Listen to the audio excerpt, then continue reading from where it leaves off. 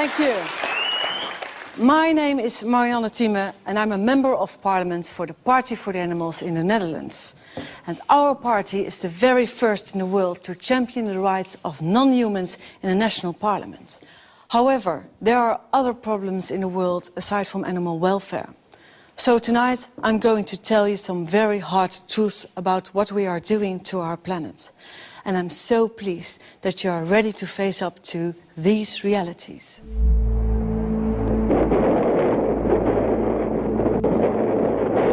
If you look at the 10 hottest years ever measured, they've all occurred in the last 14 years.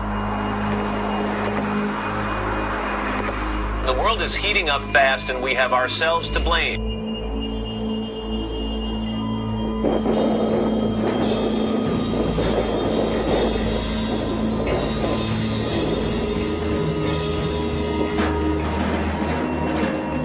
Global warming is real, and we humans are almost certainly the cause.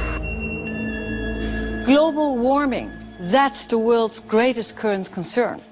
Everyone finds themselves in its grip, from scientists to politicians to the Secretary General of the UN and even Leonardo DiCaprio. We face a convergence of crises. Industrial civilization has caused irreparable damage. By the middle of the century, there may be 150 million environmental refugees. Not only is it the 11th hour, it's 11:59. But it's that other film made by Nobel Prize winner Al Gore which has truly succeeded in putting this global problem on the map. An Inconvenient Truth was a real wake-up call to the world. This was a great achievement for Al Gore. However, he forgot something rather important. The consequences of global warming are enormous. The climate researchers from the Intergovernmental Panel on Climate Change have estimated that by the year 2100, 1 to 3 billion people will be in dire need of fresh water. Hunger will increase throughout large parts of the globe. So it should come as no surprise that global warming is currently our foremost concern. Everyone who has seen Al Gore's film knows that our Earth is in bad shape. Greenhouse gas emissions must be reduced. This is on the agenda of every world leader. The causes of global warming must be dealt with now. And so, together we must identify the greatest emitters of greenhouse gases in our society. What do you think? What are the sources of greenhouse gases? The cars we're driving and the water waste and all the trash we don't care where we're throwing it, that's what I think. Cars, buses. It's industry, it's gasoline, it's energy use. All the fumes from Cars, too many vehicles maybe. Fumes in the air, all the gas and people driving in the city. Cars, factories, planes. I imagine the aviation industry hasn't helped. I mean, one airplane can fly across country and it's like 40 tons of carbon. 40 tons, that's a lot. I think in one word, I would say pollution. Coal power stations, gas power stations. People using more energy than they need to. We are wasting a lot of... An excessive use of gases. And also coal burning stations, especially in China. All the pollutants that we pump into the air day after day. Everyone says the same thing. It's the cars, the planes, the industrial plants. It's because we leave our lights on and take long showers. Always the same familiar answers. And, well, yes, of course it's true. But no one has yet won the grand prize. Because we're forgetting one extremely important factor. 18% of global greenhouse gas emissions are caused by livestock farming. That might surprise you. Farmed animals, 18%. And guess what percentage of total global emissions are caused by transport? 13%. Just think. All the cars, tractors, trucks, ships and planes in the world added together emit fewer greenhouse gases than livestock farming. Oh, really? Wow, I thought it was mostly cars. Wow. Wow. Livestock. That's crazy. So more than the cars. Are you serious? Yeah, I didn't know that. That's insane. No, I did not know that. No. That's news to me. I've never heard that. I'd never heard the livestock connection, no. Well, I knew there was some. I had no idea it was that extensive.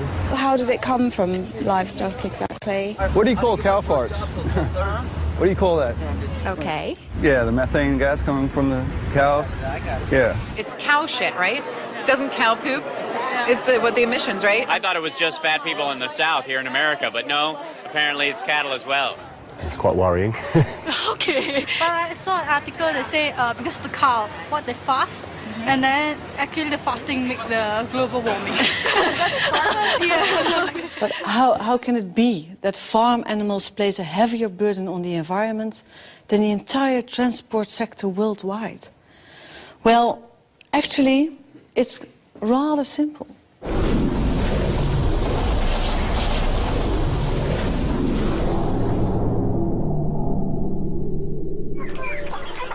Once upon a time, a farmer was someone who owned land and some animals. Nice and quiet around here.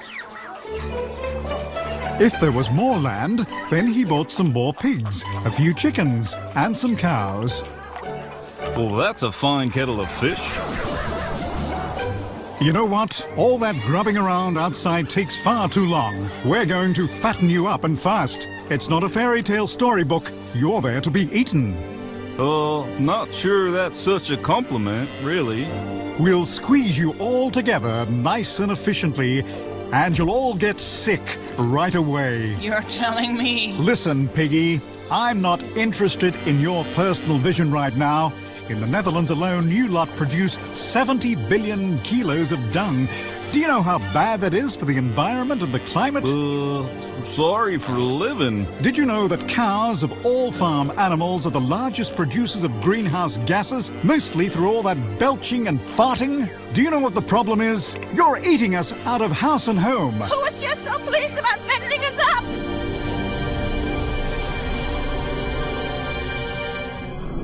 But all that food has to come from somewhere, doesn't it? So we destroy the rainforests and plant soya crops instead. But the rainforests are really important for the absorption of carbon dioxide.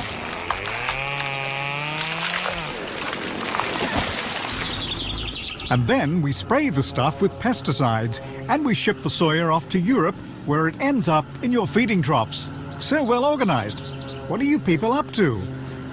Well, that's not our fault. Who actually wants to eat meat anyway? The consumer, okay? Is there something wrong with that? Well, that's a good question. Who actually eats so much meat? Eating meat is a luxury that we've got all rather too used to. Don't dare touch our steaks. Keep your hands off our barbecues. But once it becomes clear that all this meat is making a major contribution to the destruction of our Earth, shouldn't we think again? And yes, I hear some of you thinking, here we go again, yet another vegetarian fanatic. But I'm certainly not the only one who's worried about this issue.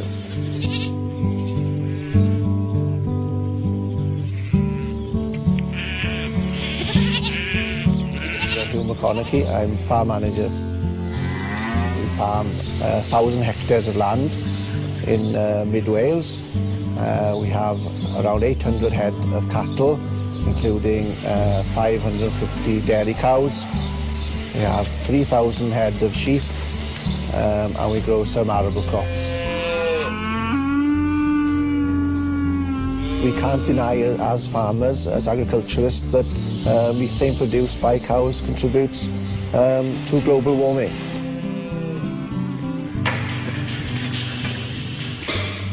I'm David Davis. I work at the Institute of Biological, Environmental and Rural Sciences at Aberystwyth University. Cows have a very complex digestive tract, more complex than humans. Within their stomach, they are able to digest plant fibre, and humans cannot.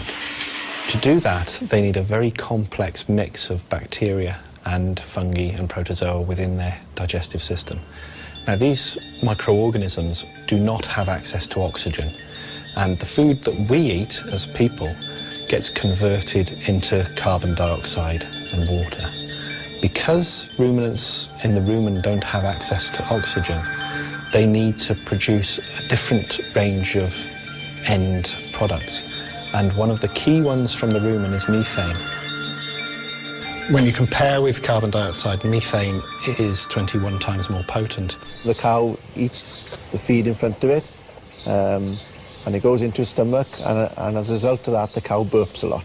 And this gas, which is produced when the animal burps, is one of the gases linked to warming and the greenhouse effect.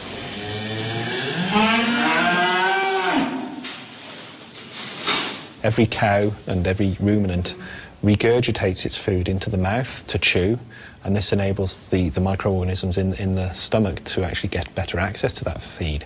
And whilst they're regurgitating it, they're actually releasing methane. So every time the cud, as it's called, comes into the mouth, a small amount of gas will also be released, and this will contain a large proportion of methane. No, we don't notice anything about it because it's just a natural process which occurs in all ruminants. The dairy cow that's producing 8,000 to 10,000 litres of milk every year will produce around 500 to 700 litres of methane every day. So your average cow will produce around 700 litres of methane per day. This is equivalent to the amount of greenhouse gas CO2 emissions produced by a big 4x4 vehicle travelling around 35 miles per day. The rumen population within the world is probably growing, and it has to grow in line with the growth in population in order to feed that population. I think it should concern everybody. In 2006, the Food and Agriculture Organization of the UN, the FAO, published an important report which first brought the link between livestock farming and climate change to light. I'm now going to speak to Dr. Henning Steinfeld, the chief author of this report. Dr. Steinfeld, you have calculated that livestock farming is responsible for 18% of greenhouse gas emissions. That's quite a lot. In fact, 18% is quite a lot. It has to do with the fact that in this assessment we took into account all the changes in land use that are related to livestock, the production of animals in terms of methane, the manure management in terms of also methane and nitrous oxides, and the various steps of the feed production, livestock production, processing, transport, and so on that have to do with livestock and feed commodities. And this is how you get to 18%. Okay. How did you respond yourself when you were confronted with these figures? I knew it was high. I knew also the impact on water and biodiversity was going to be very significant. I didn't expect it to be quite as high, but this is the figure we came up with. And what do you think? What was the most shocking, amazing conclusion from your report? Well, I think one of the issues is that this huge environmental impact that livestock have is not well understood by the public. It is not even well understood by the farmers themselves. So there is actually a strong case for regulating the livestock sector much more than is currently the case. Thank you. Everyone is talking about global warming and trying to find out why it is happening. But how can it be that livestock farming is hardly ever mentioned as one of its causes? Certainly when more and more scientists have made the link between livestock farming and climate change.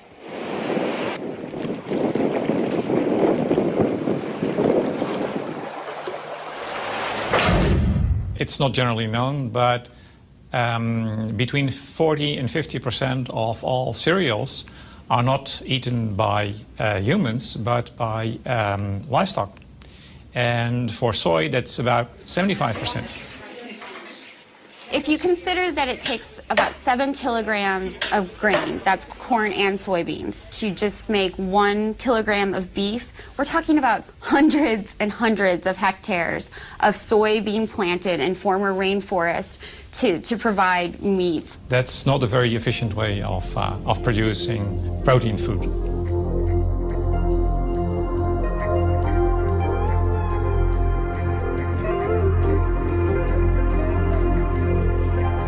The soy is being imported from places like Brazil. Brazil has the biggest soy export market in the world, and their soy production has grown since the 1960s, something like 57 times. So they're just producing more soy than ever before. And most of that soy is being produced in very environmentally sensitive areas, including the Amazon rainforest and the Cerrado, which is a woodland savanna.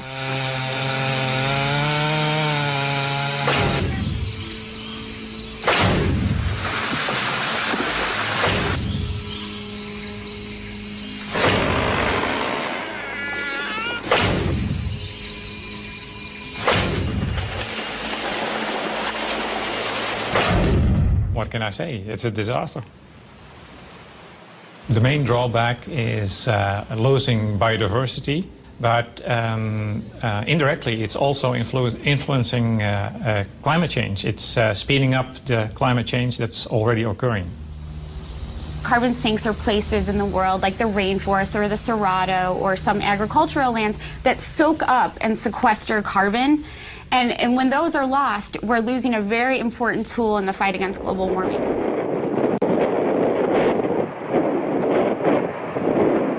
Today, there's nothing more important than trying to contain the problem of global warming. And to do that, we cannot afford not to pay attention to agriculture. If we want to just achieve a fairly conservative objective in this sector, which is to stop this sector adding more by the middle of the century, then we have to take quite radical steps, because the natural dynamic is that as populations get richer, they almost universally consume more animal products. In the global context at the moment, this argument really, in a way, focuses on China, because China is the biggest increaser in meat consumption. It's doubling every 10 years. The population of pigs and chickens in China is doubling every 10 years. These are monogastric animals. They don't create a greenhouse gas problem in terms of methane release, but they do create environmental problems because they have to be fed. And the feedstuffs have to come from global sources, and they come from soybean production in Brazil, which comes from deforestation and so on. If the rich countries keep on consuming at their high level, and countries like China come up to our high level, then the situation will be much worse, and that will make it very much more difficult to achieve global warming targets overall. So it's rather strange that most governments only focus on quick fixes, like taxes on gas guzzlers. Certainly when you realize that research shows that in a year, a cow in the Netherlands will produce just as many greenhouse gas emissions as a car that drives 70,000 kilometers. 70,000 kilometers. This means driving around the globe more than 1.5 times. In a medium-sized car, I should add. The image we get to see of global warming is always so one-sided. We only get to see factory chimneys and traffic jams. Where are the public information campaigns about the relationship between carbon emissions and eating meat? I certainly haven't seen them yet in the Netherlands, despite the fact that we slaughter 500 million animals here each year. Animals, however, discover exactly what factory farming is very early on in their lives. Piglets, for example, are castrated without anesthetic. Their tails are docked, they are forced to live in dark concrete stalls and usually only see daylight when they are taken to slaughter. It's not much different for other factory farmed animals. Take laying hens, for example. They are crammed into battery cages and their beaks are trimmed to stop them from pecking one another. Since 2006, I have represented the Party for the Animals in the Dutch Parliament, and I strive to put an end to these kind of practices. But my work doesn't just stop at animal welfare. It's only recently that the Dutch Environmental Agency has sounded the alarm at the speed at which we are exhausting the earth and its resources. The Netherlands uses 4 times its own surface area to produce what we consume. Think of it like a buffet. We are heaping up our plates with enough food to feed 4 people, which means that there will be not enough left for those at the back of the queue. 1 billion people on our planet suffer from obesity, while elsewhere 1 billion people go to bed hungry every night. Something is seriously askew, and we should really talk about it. Right now, half of the total global wheat harvest is used as livestock feed to support our meat and dairy consumption. Half of the entire harvest, while at the same time people in poor countries are starving. And there doesn't seem to be an end to this. We keep on consuming more and more and more, and in the future we'll have to exploit other people's natural resources even more than we do now. And this will be at the expense of those people, clean water, clean air, and also our environment.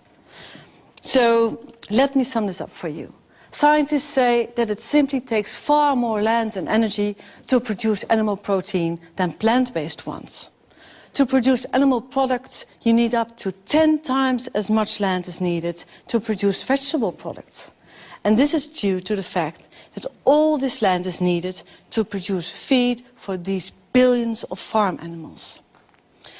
Films like An Inconvenient Truth have made a very important contribution to the debate on global warming.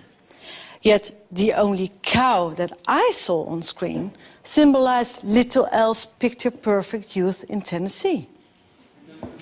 In the whole Inconvenient Truth, not a single word was said about livestock farming or the impact of this polluting industry. Dr. Steinfeld, how is it possible that livestock doesn't play a role in the discussion about global warming? Well, I think that the fact is that in the climate change discussion, much of the focus is on carbon dioxide. And the carbon dioxide emissions, if you look at the livestock sector, only make up about 1/3 of the total greenhouse gas emissions. Nitrous oxides and methane don't come very strongly into the debate, but they are much more potent in terms of greenhouse gases than carbon dioxide, and they need to be factored in. But Al Gore didn't say one single word about the livestock industry in his documentary. What do you think? Didn't you miss the aspect as well? It is certainly missing. The entire aspect of food is missing. And I think everyone needs to know that food and agriculture contributes to climate change and has environmental impact. And one needs to make choices if one wants to be environmentally friendly that are in line with the environmental impact of producing various types of food. Well, I think he should have said something about it. Have you ever tried to convince him? Well, I'm not someone who knows Al Gore personally. I think that at my level, publishing results and talking at conferences and talking to the media, such as in this case, is all I can do. Well, thank you. He doesn't know it either. So I went to the United States to find an answer to this question. Unfortunately, Al Gore was busy, but I did manage to speak to some other people who had quite a bit to say on the subject.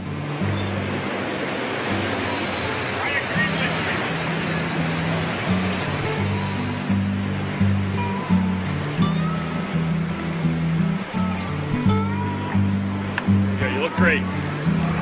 Hello. Hi. Some information? Thank you. Have a nice day. Hi.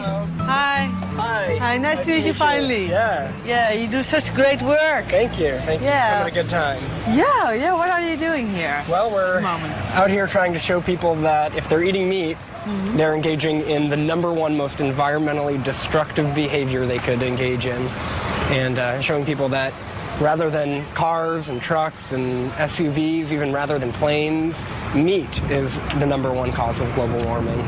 Do people believe that when you tell them? People are shocked to find out. We hear so much about cars and trains and planes and energy, and people don't realize that it's actually the meat on their plate that's causing global warming rather than the car that they're driving even. Get you some information here? Thank you. Thank you. How's it going? There you go. Check that out when you get a chance. Thank you. Check that out. Thank you. We use this catchy phrase, climate change. It's really just a way to grab attention and get people to look in our direction long enough for us to give them a leaflet and explain the issue there. And get them to go home wondering, how is it that meat causes global warming, rather than wondering what's on television tonight or what am I going to have for dinner tonight. Hey there. One of these. Thank you.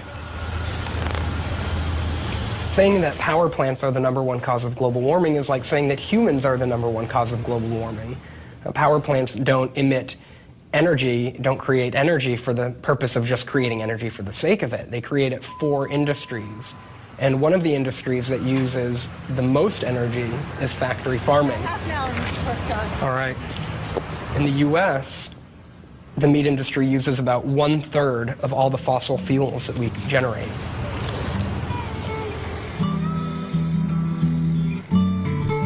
Headquarters of People for the Ethical Treatment of Animals, in short, PETA.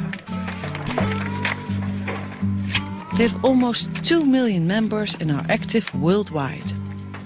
I love this one as well.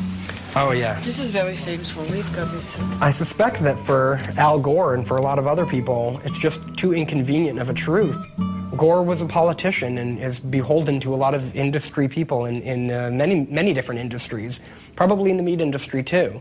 And while he certainly has done admirable work, it's disheartening, to say the least, that he has continued to ignore the fact that the meat he's eating every night for dinner is the #1 cause of global warming.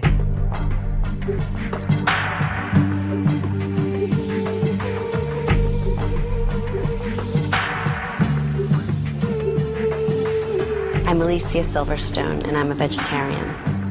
There's nothing in the world that's changed me as much as this. I feel so much better and have so much more energy. It's so amazing. There's a prominent environmental group in the U.S. called Environmental Defense, and they recently wrote on their website that if every American replaced chicken with vegetarian foods in just 1 meal per week, it'd be the equivalent in carbon dioxide of taking about 500,000 cars off of U.S. roads.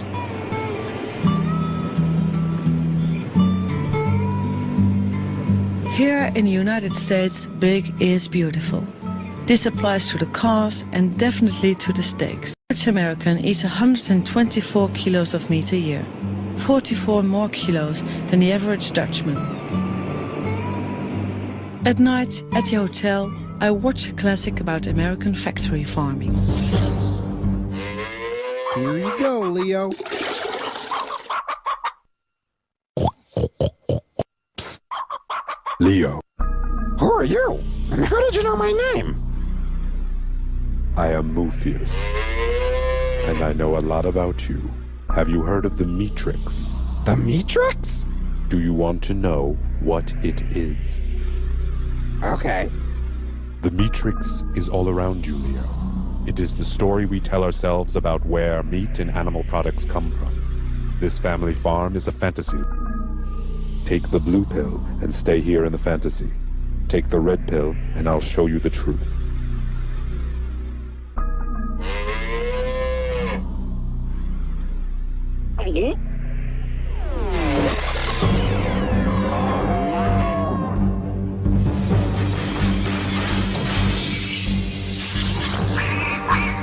Welcome to the real world. Wow! What is this horrible place? This is a factory farm, Leah. Places like this are where most eggs, milk, and meat come from. How did this happen? I'll show you.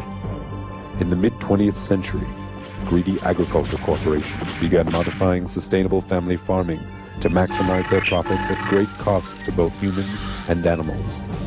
Factory farming was born. Animals are packed as closely together as possible. Most never see sunlight, touch ground, or get fresh air. Many can't even turn around. These cruel conditions cause fights and disease amongst the animals. To fix this, the corporate machine began systematic mutilations, practices such as debeaking chickens. And they started adding a constant dosage of antibiotics to their feed, just to keep these poor wretches alive. This overuse of antibiotics breeds super strains of resistant disease-causing germs. Every day we get closer to an epidemic that cannot be stopped. Ew! What's that smell? 12 million pounds of excrement. This pollutes the air and groundwater. That's why communities near factory farms often suffer from high levels of related sicknesses. Well, it smells like shh.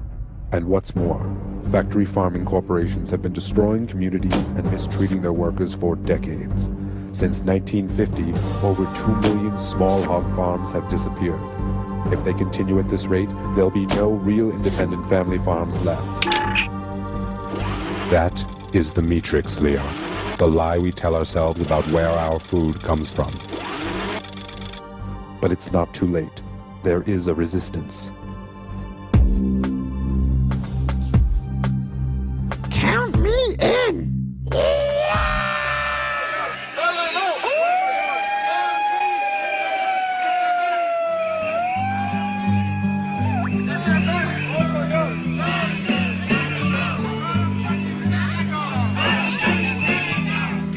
Washington, city of politicians, policymakers, lobbyists and activists. Think of the seals when you buy your meals! Boycott Canada! Today, a demonstration against the seal hunt is held at the Canadian Embassy. Think of the seals when you buy your meals! Boycott Canada! This demonstration was organized by the Humane Society of the United States, America's largest animal welfare organization with 10 million members. 30 minutes later, I have an appointment on Capitol Hill with Wayne Purcell, the president of the Humane Society. Hi. Hello there. Hi. Welcome to the United States. Welcome to Washington, our nation's capital. Thank you. And we're so proud of what you've accomplished in Holland with your election. We all took note last November of how you were elected, and you're the first party for the animals in the world to achieve this. True.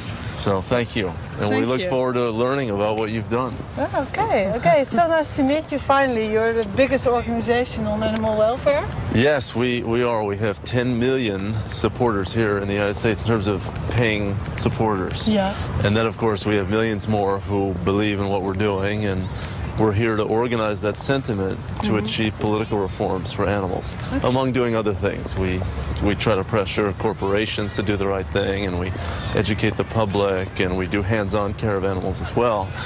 But the political work here in Congress is very important. Hi. You guys quit. 1, 2. Factory farming is the biggest abuse of all, because in the United States alone there are 10 billion animals raised for food. It's an extraordinary number, and the average American eats 80 or 85 animals per year. And we want to see that number reduced, and we want to see the animals out of these terrible confinement systems. Why do you think Al Gore didn't mention factory farming?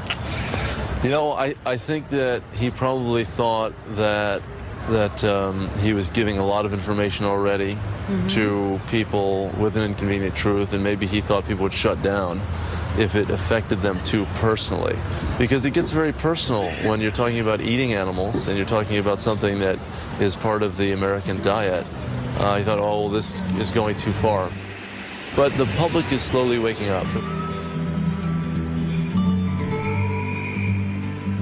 I do not believe that we can have a good situation for animals or the environment if we continue to eat as much meat as we are eating. But even if you reduce your total consumption by half, and instead of eating 80 animals, eat 40, you cut in half the greenhouse gas emissions. So we do think that our fork is a powerful tool. So they're clear about this in the United States. The power lies with the consumer. As consumers, we can make a difference by changing our diets. Matt Prescott says that meat is the #1 cause of global warming, and he gives a good example of this. If every American ate no chicken for just 1 day a week, then this would reduce just as much pollution as taking 500,000 cars off the road.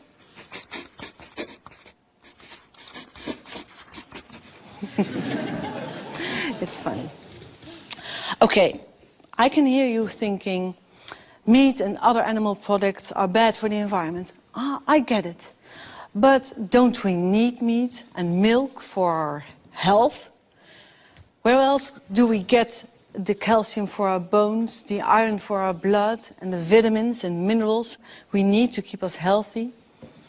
Advertisers and food producers have done so much to indoctrinate us that you nearly end up believing it.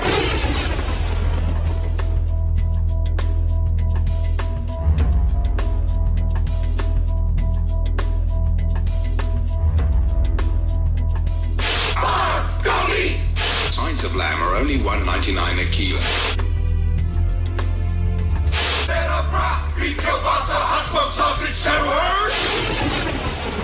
The message is clear. Milk is essential, meat is good for you, cheese is healthy for us all. But who benefits most from meat and dairy products? The consumer or the producer? Do we really need all that animal protein? Generally speaking, there's not a real problem for health if we have much lower meat consumption, and there are potential benefits. I mean, after all, colon cancer is one of the commonest cancers in high-income countries, and the risk of colon cancer is higher with high meat consumption. So there'll be a real benefit in terms of lowered colon cancer risk, for example. Going from our level of consumption to something that's just a bit below half of that would not involve any significant health harms and would almost certainly bring health benefits. As you probably already guessed, I'm a vegetarian. I actually used to like eating meat quite a lot. But that was until around 12 years ago when I saw a Dutch TV documentary called What the Cow Wants. It contained some really bizarre footage. Deze pensknul is een paar jaar geleden gemaakt. En daar kunnen koeien heel lang mee blijven leven. Soms wel meer dan 10 jaar. Dat is een gat met een diameter van een 10 centimeter. Daarin zit een siliconen ring met erin geklemd een deksel. Als ik nu druk, dan moet het mogelijk zijn om deze deksel naar binnen te drukken. Nu is die open. De deksel is eruit, kan eruit. En hier hebben we dus een gedeelte van de grassilage die het dier zojuist gegeten heeft. When I saw this, for me, that was the very limit. Animal diseases, animal suffering, animals that were no longer treated as living beings. I had seen it all. And I thought, no, not in my name. I want no part in this anymore. En zo kan het dekseltje er weer op. In the factory farming industry, animals are adapted to the food that we choose to give them and to the massive stalls in which they are forced to live. They are mutilated, they are given antibiotics to stop them getting sick. Pigs are now sometimes even given anti-stress pills to help them cope with their unnatural living conditions. Yet the fact that it turns out that livestock makes an enormous contribution to greenhouse gas emissions by belching, farting and defecating doesn't necessarily mean that we'll start keeping fewer cows, pigs and chickens. No, the industry will simply dream up something new. Would you believe it? They now even make fist-sized pills to stop cows from farting so much. But you know, consumer resistance against factory farming is steadily growing due to increasing awareness of animal suffering that it entails. And sometimes you come across people from an entire different background who surprise you. It was in America that I met a man who is known as the Mad Cowboy. He was a factory farmer who got out of the livestock industry and went vegetarian around the time of the mad cow disease crisis in Europe.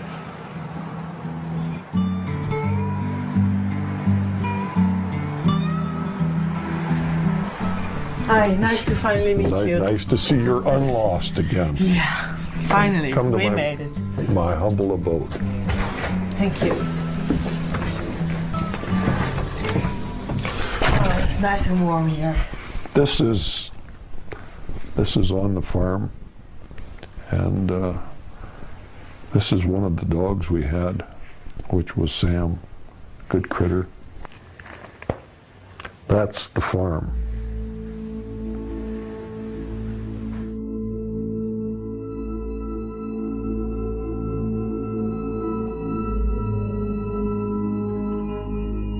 I'm a fourth-generation farmer, rancher, feedlot operator from Montana. At one time, I had 7,000 head of cattle, 12,000 acres of crop, and 30 employees. I spent 45 years of my life in production agriculture. Not something I learned from a book. I learned it by doing it. I was a factory farmer, the worst of all. Not a family farmer, but a factory farmer. Never met a chemical I didn't like. We'd actually grind up animals and feed them back to our animals. Had all of the bad habits. What are you doing here? Branding. Oh. See there? I've branded hundreds of thousands of animals. It's still allowed. It's still allowed in America? Absolutely. 1979, I ended up paralyzed from the waist down. Doctor told me I had a tumor on my spinal cord. He said if that tumor's on the inside of the cord, you have less than 1 chance in a million you will ever walk again.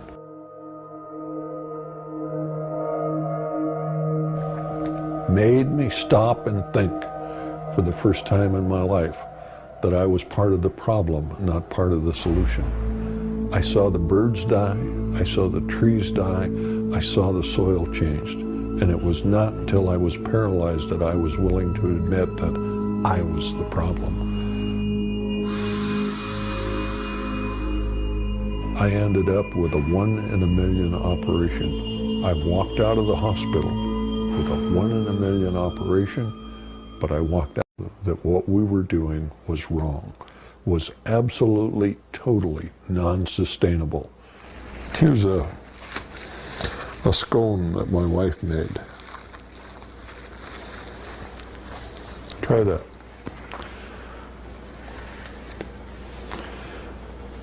Vegan. Everything in the house is vegan. Yeah. There's no animal products in anything that we have here. Oh, and it tastes good.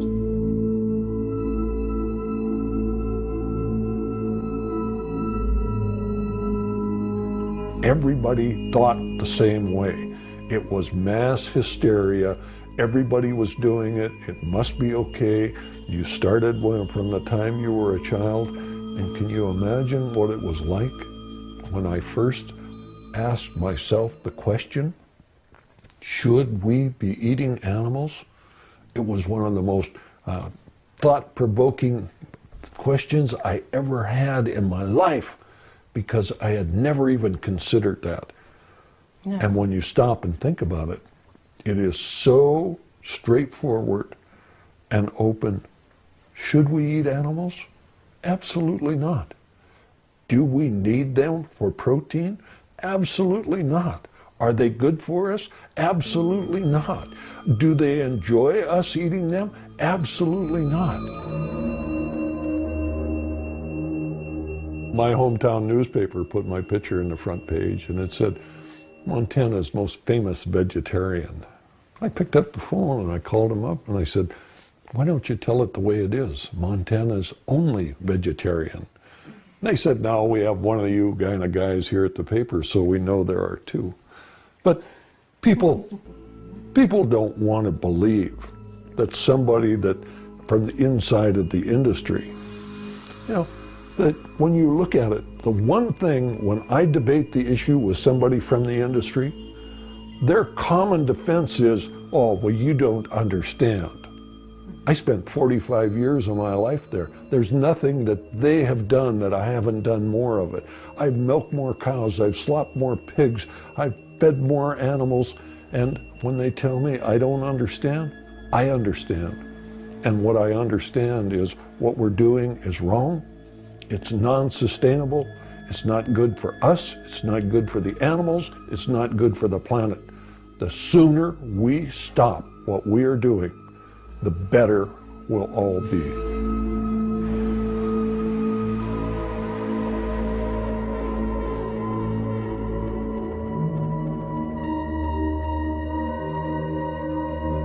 Did you also notice that there are more women vegan or vegetarian than men? Well, yeah. You know why? Tell me why. They're smarter. Ah. You know. Do you know why women live longer than men? Tell me. Because men have to live with women now. You know, what I did is I went out on the road and I started talking to people. I traveled about 100,000 miles a year. It was not unusual for me to do 3 or 4 lectures a day. Some of the groups were large, some of them were small. The largest group I ever talked to was 40,000. The smallest was 2. We should never count the crowd. You never know how many people that are there are going to get the information. My job was not to save the world. My job was to do everything that I could do so people would make better choices. And I've done that now for over 20 years. And I think that when I had the opportunity, I was able to change the way a lot of people thought. Was it going to be enough? I don't know. But I did what I could.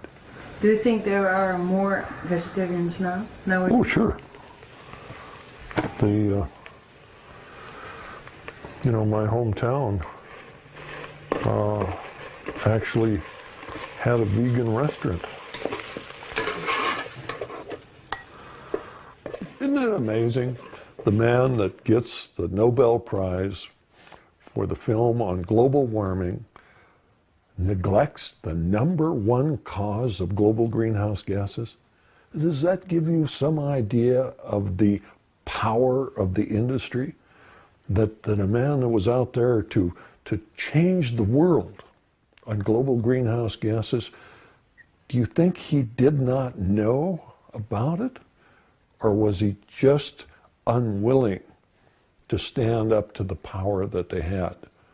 When I went on the Oprah show and I told a few million people that we were grinding up cows and feeding cows, they sued Oprah, Harpo Production, and myself for 6 years in court. Cost us hundreds of thousands of dollars to protect ourselves for telling the truth. My reaction is that free speech not only lives, it rots. Maybe Al Gore was worried about the power of the industry, or maybe he was self-serving because he actually raises cattle himself. And if you look at Al, since he left office, there's no doubt in my mind that he's eating well too many of them.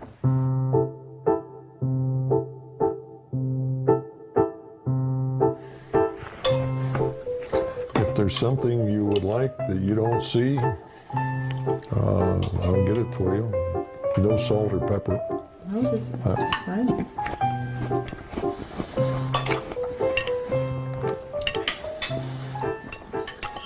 What was your favorite meat product when you were? Hamburger. Hamburger? You ate a lot of hamburgers? Yep. The best meal in the world was pork and beans, potato salad, and hamburger. I could eat that 3 times a day, every day. Breakfast, lunch, and dinner. Didn't make any difference. Really? Loved it.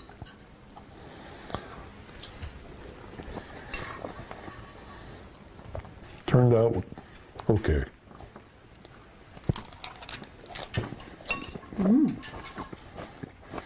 Why so, not say it turned out great?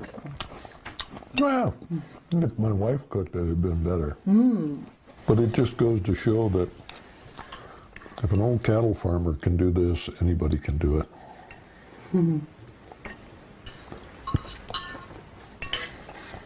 It's just a matter of time. It doesn't mean that we should slack off on what we're doing. But if we do everything we have the capability of doing, we will win. There's no doubt in my mind. The FAO has made some very interesting calculations. Between 1950 and the year 2000, the world population grew from 2.6 billion to 6 billion people.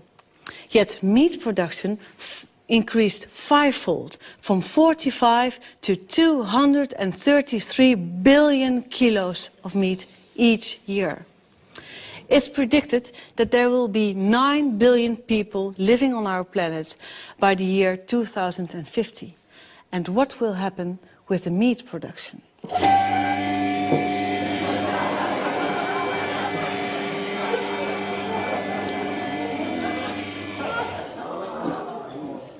The meat production will double to 450 billion kilos of meat by the year 2050. And of course, the greenhouse gas emissions will double too. And I'm talking about kilos of meat every time, but of course we are talking about living and breathing animals. In a lifetime, the average European will eat 7 sheep, 24 rabbits, 43 turkeys, 789 fish, a third of a horse, 5 cows, 42 pigs, and 900 chickens. So the average European devours 1,800 animals in a lifetime. If every person on our planet were to do the same, we would need 142 billion animals every year. In truth, the agricultural sector worldwide has gone off the rails. The cycle has become completely disrupted because we have started to produce meat as cheaply and intensively as possible. Forests in South America are disappearing because Europe demands huge amounts of animal feed. The gigantic factory farming industry in the United States, the huge level of meat consumption in the Western world, all at the expense of the climate, biodiversity, drinking water and food for the very poorest people on Earth. If we don't change our eating habits, we will be consuming 450 billion kilos of meat by 2050. What does that mean for our planet? Dr. Steinfeld, what does it mean for our planet? What's your scenario? Well, there is a pessimistic scenario, and that is that nothing is done about it, and we continue to produce animals in the way we do right now. And in that case, the environmental impact is going to deteriorate beyond measure. And there is a need to urgently address this issue and to deal with waste, to deal with greenhouse gas emissions, to deal with biodiversity losses. And measures are available, technology options are available. What is lacking is the political willingness to act on these and to steer the livestock sector into a more sustainable way. But suppose we eat no meat for, let's say, 1 day a week. Will that have any positive impact on the environment? What do you think?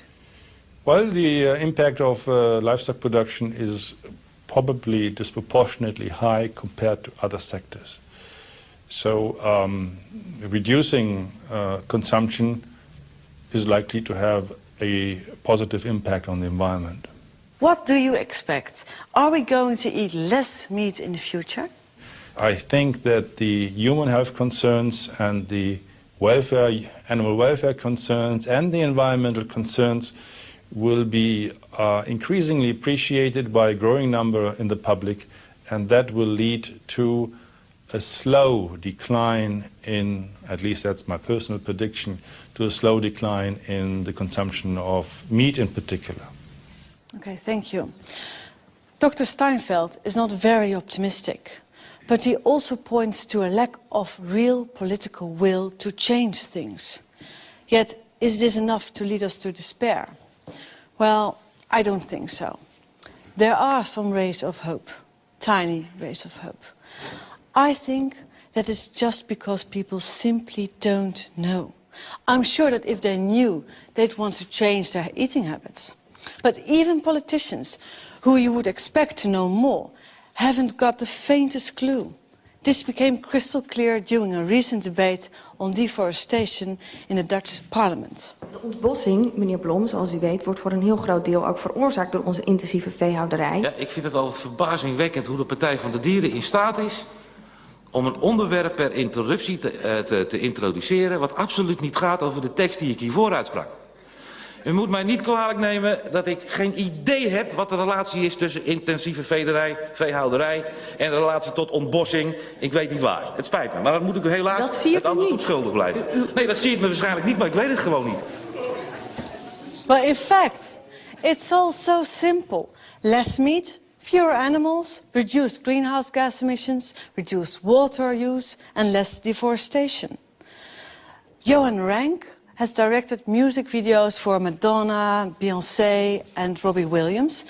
And when he heard about the environmental problems caused by livestock farming, he thought, shit, man. And made a very simple yet very effective short film that I don't want to keep from you.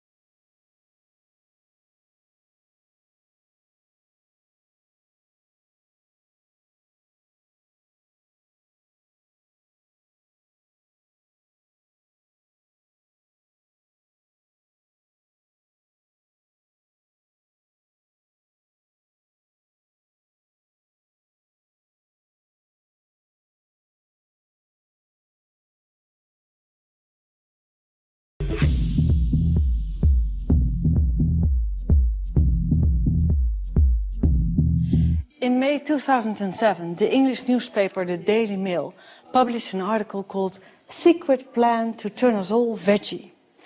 And I quote, "Secret plans to encourage the nation to give up eating meat are being examined by the government to help save the planet. A leaked email expresses sympathy for the environmental benefits of a mass switch to a vegan diet." That's interesting. How much could reduced meat eating contribute to carbon savings? Together with the Free University Amsterdam, the Nicholas G. Pearson Foundation set out to discover what kind of carbon savings could be made in the US if they all went without meat for 1 or more days. And this is the result. If all Americans ate vegetarian for 7 days, they would save around 700 megatons of greenhouse gas emissions. That would be just the same as taking all the cars in America off the roads. Every single car. If everyone in America didn't eat meat for 6 days a week, this would make the same carbon savings as eliminating the total electricity use of all households in the States. This would result in carbon savings equivalent to planting 13 billion trees in your garden and letting them grow for 10 years. That's 43 trees for every American. This would result in carbon savings equivalent to halving the domestic use of all electricity, gas, oil, petroleum and kerosene in the United States. If all Americans cut out meat for 3 days, they would save almost 300 megatons of greenhouse gas emissions. This would have a greater impact on reducing global warming than if all cars in the US were replaced with Toyota Priuses. This would have the same positive effect on reducing greenhouse gases as replacing all household appliances like fridges, freezers, microwave ovens, dishwashers, washing machines, tumble dryers, and so on and so forth. And I mean replacing all appliances with energy efficient ones. Wouldn't that be great? What do you think? Would cutting out meat for just 1 day really have any effect? Well, I was flabbergasted with the result. If all Americans didn't eat meat for just 1 day a week, this would save 90 million plane tickets from New York to LA or from LA to New York. 90 million tickets each year just by eating no meat for just 1 day a week. You see,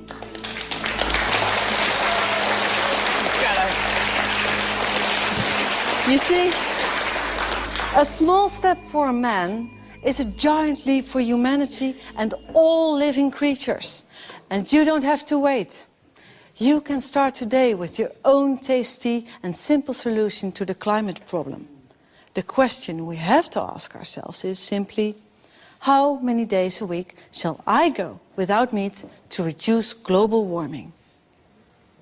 I think it would help, especially if they did 1 day a week. I think that makes a huge difference. It makes a huge difference not only for the environment, but for the animals themselves, and then for our bodies. Not only think it would help what you're talking about, but I think it would help the karma also.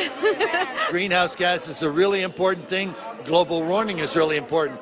But does anybody ever talk about the amount of water it takes? There's so much waste. And I think if more people were aware of that, they would make the choice, because it's a very easy thing to do. It's a very easy choice to make, to just skip meat for a day, 1 day a week, you know, and then 1 day becomes 2 days, and then 2 days becomes 3 days, and gradually it can make a significant impact. Absolutely. Being a vegetarian uses 1/10 the resources than eating meat does, so obviously it would help, you know, perpetuate human life on Earth if everyone did.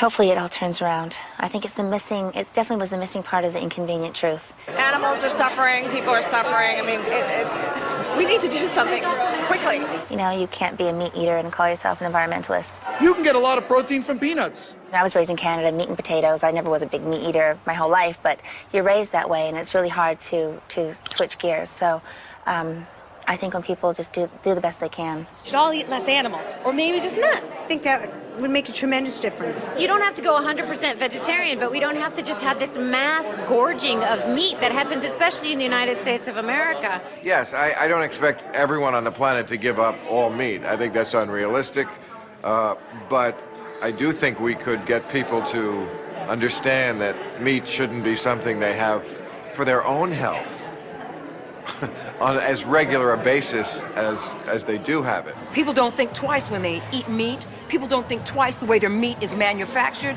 People don't think twice about those factory farming practices because it's not as close to them. But yet, if you're driving in a car, an SUV that may be much bigger and is not a hybrid, possibly like your car, is something that you can pick on. It's an easy thing to pick on, but we need to start picking on ourselves, and we need to start picking carefully what we eat, how we eat, when we eat it, where we get it from. We need to do the research and do the work to find those things out and make ourselves smarter. So if we're going to talk about SUVs and car emissions, we can also be smart enough to find out where most of those emissions are actually coming from. Right.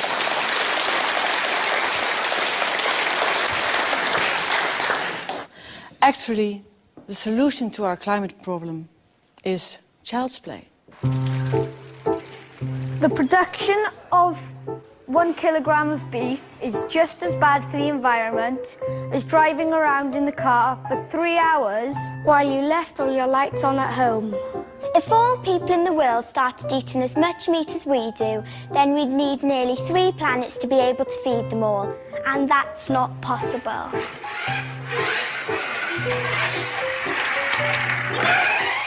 If we all didn't eat meat for 3 days a week, this would lead to the same carbon savings of halving the electricity use in all households in the United States. A vegetarian in a Hummer produces fewer carbon emissions than a meat eater in a Toyota Prius. But a vegetarian on a bike is much better. There are hundreds of millions of vegetarians today, and many more people who have already started eating less meat. Personally, I like to call them meat leavers. No, you didn't hear me wrong. I didn't say meat cleavers, but meat leavers. And if you've heard all this and are still not convinced, if climate change doesn't really matter to you, then why not just reduce your meat consumption for the sake of the animals? Because they cannot stand up for themselves and are the direct victims of our excesses. Thank you.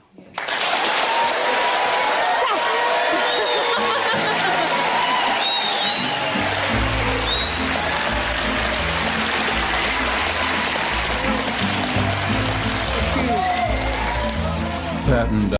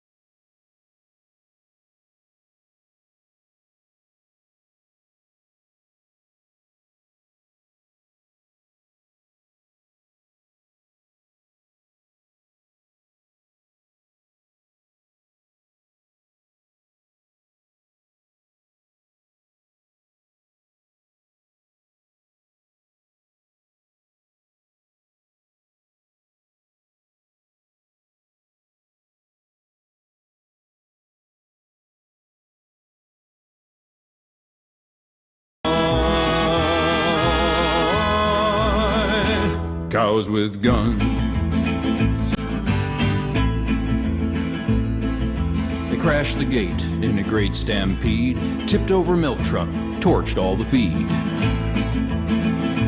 Cows have fun. 60 police cars.